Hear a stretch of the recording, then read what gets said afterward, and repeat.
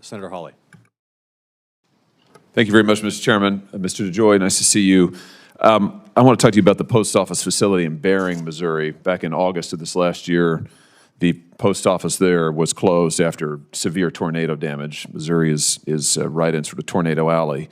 It has not reopened since then. So in September, I wrote to you asking about a timeline to have the post office reopened. Your office wrote back later that month and said probably 90 days there would be a timeline announced. We didn't hear anything, so in January, I wrote again with the chairman, actually Chairman Peters. We wrote asking about a timeline. I don't think I've gotten a response to that letter. Here's the Bering post office at the moment. It doesn't exist. So this community, this is a rural community in my state. They don't have a post office at all. And what bothers me is I haven't heard anything about the timeline for getting it rebuilt. So can I just ask for an update on that? Yes. Do you have one? I do not have an update on the Bering. I'm sorry. I do not have one, but I will get it to you. Okay. Can we get one? I don't want to belabor the point here, but because I think we've heard it now from multiple people, but in rural Missouri, you know, this community, I mean, you see it. There's no post office here. They can't get prescription drugs. They can't get their bills on time. They can't get any. I mean, they're just stranded. So I'm frustrated here by the fact that it's been months and months, and I was told 90 days in September, and this is now the middle of April, and here we are. So I'd like to get your help on this for these good folks. Let me ask you then about some delivery issues. In the Kansas City area, we have seen a tripling of casework reports in Kansas City, folks who are saying they're just not getting the mail. I mean, they're not getting it on time. It was so significant, I asked the Inspector General to look into it and to recommend some action items to improve this. I mean, I just had constituents telling me that at the end of March, they were finally getting their Christmas cards. I mean, this is not good.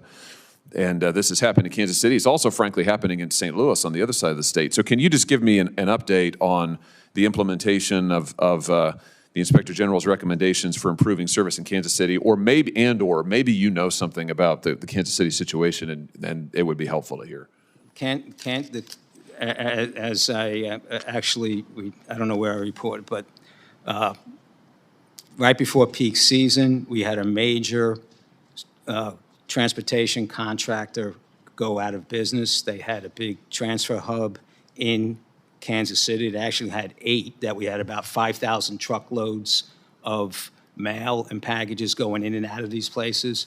So we had to distribute that around quickly over several weeks, around 20 locations around the nation, and reroute 5,000 truckloads in and out. Kansas City was not great on service to begin with, and this just complicated the issue. We're starting to recover on it, and I think you should see gradually improving service in the area. Well, good. I mean, I hope it'll be more than gradual. It is. I mean, I know I don't need to tell you this, but it's just incredibly frustrating for folks not to be able to get their mail and to have it go on for months and months. And it's the Kansas City area. I'm getting a lot of complaints out of the St. Louis area. So this is just it's got to be a priority.